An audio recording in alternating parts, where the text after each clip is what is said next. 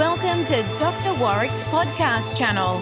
Warrick is a practising cardiologist and author with a passion for improving care by helping patients understand their heart health through education. Warrick believes educated patients get the best health care. Discover and understand the latest approaches and technology in heart care and how this might apply to you or someone you love.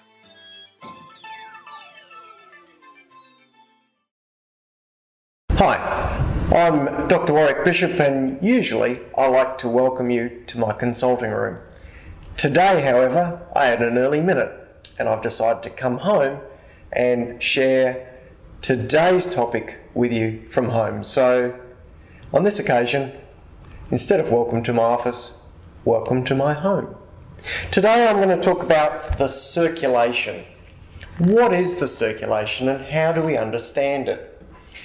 Well, the circulation, if you Google it, you'll get, more often than not, fairly intricate pictures which show how venous blood returns to the heart and goes to the lungs and back to the heart and around the body and so forth.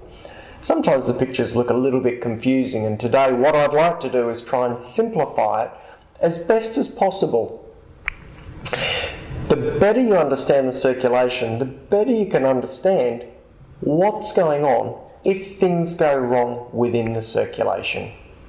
So, in trying to discuss or describe or share with you what the circulation is about, let's start with the circle of circulation. Let's imagine that the circulation is really one big circle of blood flow. I'm going to put to you that if we imagine that the most important component of the circulation is to help us take oxygen from the air and get oxygen to the tissues, then we can think of the lungs as one of the most important components of the circulation. It's taking that oxygen from the air. But the other component of the circulation which is important is taking waste products or carbon dioxide from the capillaries, from the blood vessels within the tissues. So let's think of the circle of the circulation as blood flowing from the lungs, which has blown off carbon dioxide, which has absorbed oxygen and is travelling out to the tissues, where in the capillaries, the smallest blood vessels of the tissues or organs of the body, oxygen is taken out and used by those organs, and carbon dioxide, the waste product, is absorbed. And then that blood with the carbon dioxide in it makes its way back to the lungs, and that gas exchange occurs again. So here we've got the lungs at the top, the capillaries at the bottom, and the blood circulating around. Well, that's a pretty simple idea of how the circulation works. But let's drill down and understand it a little bit better. How does that blood keep going round and round? Well, let's think about the heart as one of the important components, because we know the heart is an important pump. The heart has one-way valves in it, and if you think of the circulation as a tube, if you have a one-way valve in the tube and you squeeze the tube, then the blood can only go one way. It won't come back. So let's think about where the heart fits within the circulation, remembering the heart has one-way valves in it. Again, let's start at our high point, 12 on our clock of the circulation, where the lungs have just undertaken gas exchange. We've now got oxygen-rich blood, which flows from the lungs to the left atrium. I've put a little V in there, that's our one-way valve. Blood from the lungs runs into the left atrium where it gets a squeeze. The one-way valve means that the blood only goes in the forward direction of our circulation. It goes into the left ventricle. The left ventricle is one of the major, or is the major pumping chamber of our body. It also has one-way valves. The ventricle squeezes, the blood can only go one way. It goes forward into the aorta. the biggest blood vessel of the body, coming out of the heart. And that blood vessel then allows the beginning of that circulation process. Blood from the aorta to the organs, blood within the organs to the capillaries. The capillaries, the little or the finest blood vessels where oxygen is taken out and carbon dioxide is absorbed. The capillaries continue to flow, and they flow until they become veins, and the veins collect together until they come into two major inlets in the right atrium.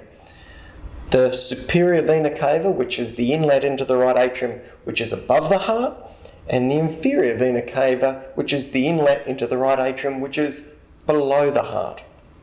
That blood now in the right atrium gets given a squeeze. The one-way valve means it only goes one way, toward the lungs in that clockwise direction.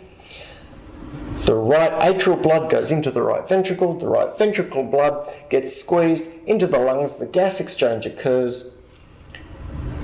The blood now runs passively into the left atrium and the circulation continues. Round and round it goes. So that's where the heart fits in the circulatory process. Let's add in a little bit more, just a bit more detail. So we're building on our basic understanding. Let's add some organs in there. We start again at 12 o'clock on our clock face of the circulation. We're going in a clockwise direction. Blood from the lungs is drawn into the left atrium, squeezes, one-way valve, left ventricle, squeezes out into the aorta. The aorta is the main blood vessel that breaks into the blood vessels that then supply the major organs within the body. Well, the very first blood vessels that come off the aorta actually supply the heart. So, importantly, the heart is supplying the blood to drive the muscle that runs the heart. This is pretty clever when you think of it. The next major organ is the brain. Nearly 25% of the entire circulation of the body goes to the brain. Though there are times when I think some people don't get the full 25%. Sometimes me, when I don't remember things. The kidneys get nearly 25% of the entire circulation as well. They're busy cleaning the blood, drawing out impurities and making urine. The gut gets blood, and that varies depending on whether you've just had a meal or not. And of course the muscles get blood, and again that varies depending on whether you're exercising or not.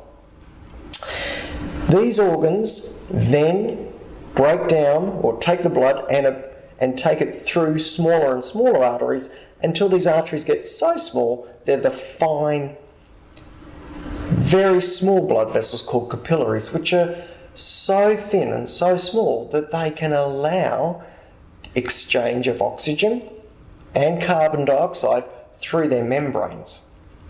It is of course at the capillaries that other nutrients and other products within the blood move back and forth as well. But I'm going to stick with oxygen and carbon dioxide because I think that's the simplest thing for us to understand.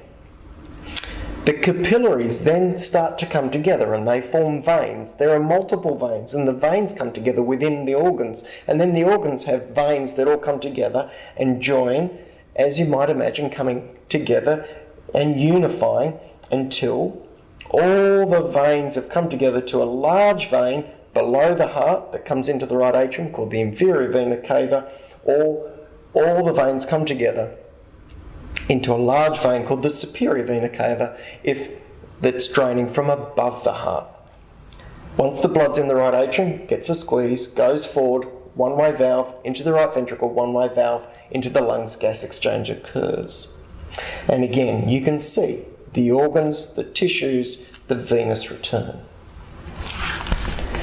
So that's really touching on the arterial side of the circulation. Let's have a little think about how the blood gets back from the tissues, because there's a couple of tricks associated with that.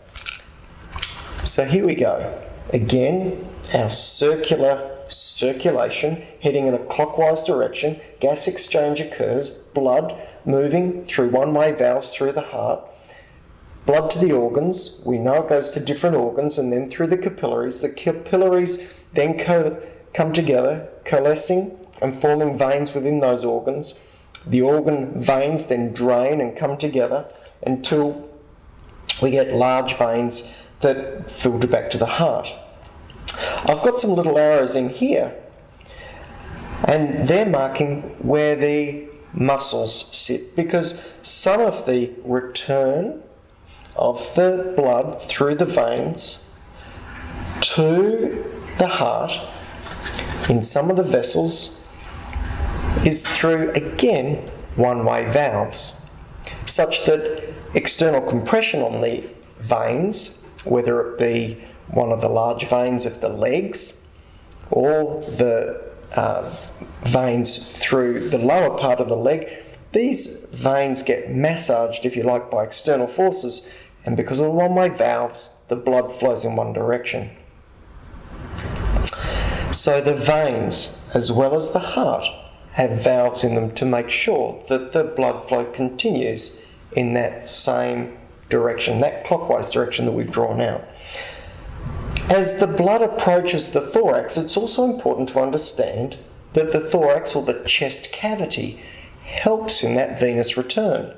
Every time we take a breath in, we lower the pressure within the chest, which means that blood outside the chest is drawn in. So the returning blood through the veins is assisted by one-way valves and also assisted by the negative pressure within the thorax. Once we've got the blood back into the superior and inferior vena cava, into the right atrium, right ventricle, back to the lungs and around again. So, that's really an overview of how the circulation works. I've tried to simplify it as much as I can. I've spread it all out and flattened it so that you can see each stage as it occurs. The value of understanding the circulation is that the better you understand how this process works, the better you can understand how, if there's a particular problem in a particular location, what the effects might be downstream of that. So I'd like to finish that up. I hope you've enjoyed this discussion. I hope you've learned something about the circulation today. I'd really like to thank you for joining me at home and on this podcast. As always, I wish you the very best health. If you have any queries or questions, please drop us a note and let us know. If you have any ideas for future podcasts, again, please feel free to let us know. Take care and bye for now. You have been listening to another podcast from Dr. Warrick. Visit his website at drwarrickbishop.com for the latest news on heart disease. If you love this podcast, feel free to leave us a review.